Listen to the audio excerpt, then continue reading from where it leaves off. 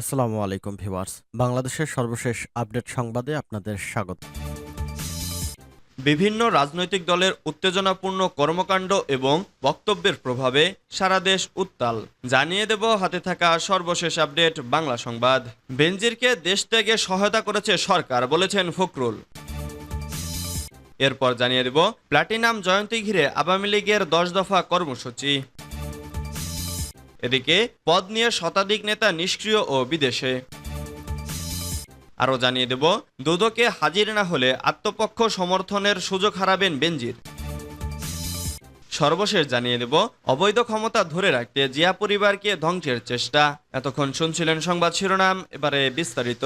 তবে অনুরোধ থাকবে ভিডিওটিতে একটি লাইক করবেন এবং কমেন্ট করে জানিয়ে দিবেন কোন জেলা থেকে আপনি আমাদের এই ভিডিওটি দেখছেন।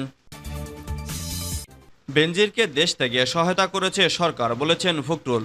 বিএনপির মহাসচিব মির্জা ফখরুল ইসলাম আলমগীর বলেছেন বেনজিরকে দেশ ত্যাগে সহায়তা করেছে সরকার। তিনি বলেন, একটা বেনজির বা একটা আজিজ নয়, সরকার হাজার হাজার বেনজির ও আজিজ তৈরি করেছে।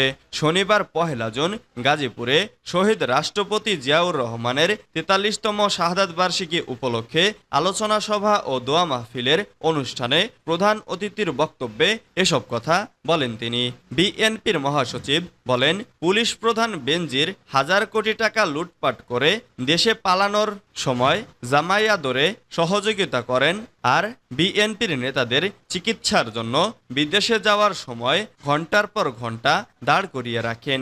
এ সরকার চোরের রাজা বাটপার। গাজীপুর মহানগর বিএনপির সভাপতি মোহাম্মদ শওকত হোসেন সরকারের সভাপতিত্বে অনুষ্ঠানে প্রধান অতিথি হিসেবে উপস্থিত ছিলেন বিএনপির মহাসচিব মির্জা ফখরুল ইসলাম আলমগীর। এছাড়া উপস্থিত ছিলেন সাংগঠনিক সম্পাদক আব্দুস সালাম আজাদ, সাংগঠনিক সম্পাদক বেনজির আহমেদ চিটো, সাংগঠনিক সম্পাদক কাজী সাইদুল আলম বাবলু, বিএনপি নির্বাহী কমিটির সদস্য হাসান উদ্দিন সরকার প্রমুখ। অনুষ্ঠানের শেষে শহীদ রাষ্ট্রপতি জিয়াউর রহমানের রুহের মাগফিরাত কামনা করে দোয়া ও মোনাজাতের পর নেতাকর্মীদের মধ্যে তাবারক বিতরণ করা হয়। প্লাটিনাম জয়ন্তী ঘিরে আওয়ামী লীগের 10 দফা কর্মসূচি। দেশের প্রাচীন ও বৃহত্তম রাজনৈতিক সংগঠন বাংলাদেশ আওয়ামী লীগের 75তম প্রতিষ্ঠা বার্ষিকী আগামী 23 জুন। এদিন প্রতিষ্ঠার 75 বছরে পদার্পণ উপলক্ষে দেশব্যাপী বিভিন্ন কর্মসূচি পালন করবে দলটি। শনিবার 1 জুন রাতে এক সংবাদ বিবৃতিতে এ তথ্য জানিয়েছেন আওয়ামী লীগের সাধারণ সম্পাদক এবং সড়ক পরিবহন ও সেতুমন্ত্রী ওবায়দুল কাদের।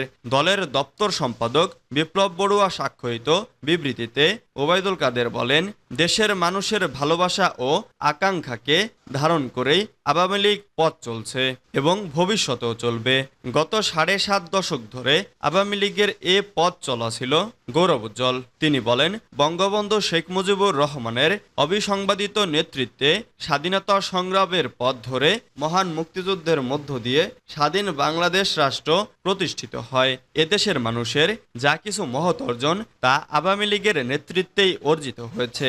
কালের বিবর্তনের সঙ্গে তাল মিলিয়ে আজ ডিজিটাল বাংলাদেশের পথ পেরিয়ে স্মার্ট বাংলাদেশের স্বপ্নিক অভিযাত্রী বাংলাদেশ আওয়ামী লীগ। দীর্ঘ সাফল্য সংগ্রামের পথ ধরে সফল রাষ্ট্রনায়ক বঙ্গবন্ধু কন্যা শেখ হাসিনার সুদক্ষ নেতৃত্বে বাংলাদেশ স্বল্পোন্নত দেশ থেকে উন্নয়নশীল রাষ্ট্রে পরিণত হয়েছে। আজ প্লাটিনাম জয়ন্তী উপলক্ষে 10 দফা কর্মসূচি গ্রহণ করা হয়েছে আওয়ামী লীগের পক্ষ থেকে। পদ নিয়ে শতাধিক নেতা নিষ্ক্রিয় ও বিদেশে। নতুন করে সরকার বিরোধী জোরালো আন্দোলন গড়তে চাইছে বিএনপি। এরই অংশ হিসেবে রাজনৈতিক কর্মকৌশল নির্ধারণে নানামুখী তৎপরতা চালাচ্ছে দলটির নেতারা। নির্দলীয় সরকারের অধীনে দ্বাদশ সংসদ নির্বাচনের দাবি আদায়ের আন্দোলন ব্যর্থ হলেও হাল ছাড়েনি রাজপথের প্রধান ও বিরোধী দল। নির্বাচন বর্জনের পর দাবি আদায়ের আন্দোলনে আবারও জনগণকে সম্পৃক্ত করার পাশাপাশি নেতাকর্মীকে চাঙ্গার উদ্যোগ নিয়েছে। তবে ঘুরে ফিরে তৃণমূলের নেতাকর্মীরা সরকার বিরোধী আন্দোলনে কেন্দ্রীয় নেতাদের ভূমিকা নিয়েই নানা প্রশ্ন তুলছেন।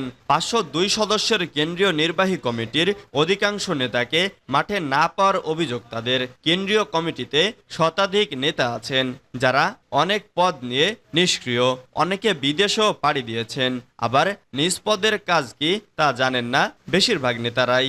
সাংগঠনিক সহ নানা কর্মকাণ্ডে গুটি কয়েক নেতাকে বারবার দায়িত্ব দেওয়ায় অন্যদের মধ্যে চাপা ক্ষোভ বিরাজ করছে। সংশ্লিষ্ট সূত্রে জানা গেছে এসব তথ্য। দায়িত্বশীল একাধিক নেতা জানান, জাতীয় স্থায়ী কমিটি চেয়ারপারসনের উপদেষ্টা কাউন্সিল সহ নির্বাহী কমিটির কর্মকর্তা ও সদস্যদের মধ্যে অন্তত 28 জন এখন বিদেশে আছেন। তবে এর মধ্যে অনেকেই দেশে মামলা হামলা ও নির্যাতনের শিকার হয়ে বিদেশ যেতে বাধ্য হয়েছেন, আবার কয়েকজন গেছেন উন্নত চিকিৎসা নিতে। এছাড়া পদ নিষ্ক্রিয় আছে 80 জনের বেশি নেতার। তাদের মধ্যে অনেকে অসুস্থতার জন্য দলের কোনো কর্মকাণ্ডে অংশ নিতে পারেন না। এছাড়া স্থায়ী কমিটিতে 5টি সহ শূন্য পদ আছে 130টির মতো। তাদের মধ্যে বেশিরভাগ মারা গেছেন, কয়েকজন পদত্যাগ করেছেন, আবার বেশ কয়েকজনকে দল থেকে বহিষ্কার ও অব্যাহতি দেওয়া হয়েছে। দুদকে হাজির না হলে আত্মপক্ষ সমর্থনের সুযোগ হারাবেন বেনজির। এই মুহূর্তে দেশের সবচেয়ে আলোচিত ব্যক্তিদের একজন পুলিশের সাবেক পরিদর্শক বেনজির আহমেদ। ঘুষ ও দুর্নীতির মাধ্যমে তার অঢেল বিত্ত বৈভব অর্জনের বিভিন্ন তথ্য উঠে আসতে শুরু করেছে দুর্নীতি দমন কমিশনের অনুসন্ধানে। গণমাধ্যমে যেমন লেখালেখি হচ্ছে, অনেক তেমনি মুখ খুলতে শুরু করেছে সাধারণ মানুষ। ইতোমধ্যে সাবেক আইজিপির দুর্নীতি অনুসন্ধানের অংশ হিসেবে তাকে জিজ্ঞাসাবাদের জন্য তলব করেছে দুদক। আগামী বৃহস্পতিবার নির্ধারিত দিনে দুদকে হাজির না হলে কিংবা সময় চেয়ে আবেদন না জানালে অভিযোগের বিষয়ে আত্মপক্ষ সমর্থনের সুযোগ হারাবেন তিনি।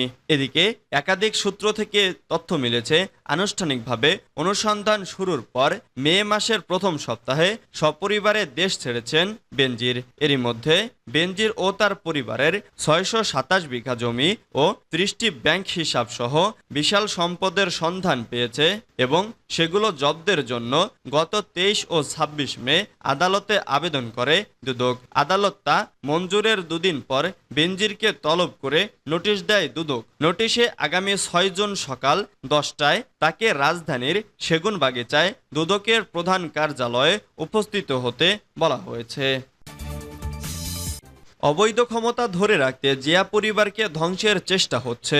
অবৈধ ক্ষমতা ধরে রাখার জন্য জিয়া পরিবারকে ধ্বংস করার চেষ্টা হচ্ছে বলে মন্তব্য করেছেন বিএনপির স্থায়ী কমিটির সদস্য গয়েশ্বর চন্দ্র রায়। শনিবার 1 জুন দুপুরে রাজধানীর দোলাইপাড়ে জিয়াউর রহমানের জন্মবার্ষিকী উপলক্ষে দোয়া মাহফিল এবং খাবার বিতরণ অনুষ্ঠানে তিনি একথা বলেন। গয়েশ্বর বলেন, খালেদা জিয়ার জনপ্রিয়তা আকাশচুম্বী। তার নাম শুনলে প্রধানমন্ত্রীর প্রেসার বেড়ে যায়। এ গাত্রদাহ থেকে খালেদা জিয়াকে বন্দী করে রাখা হয়েছে। তিনি বলেন, খালেদা জিয়া একদিনে প্রধানমন্ত্রী হননি।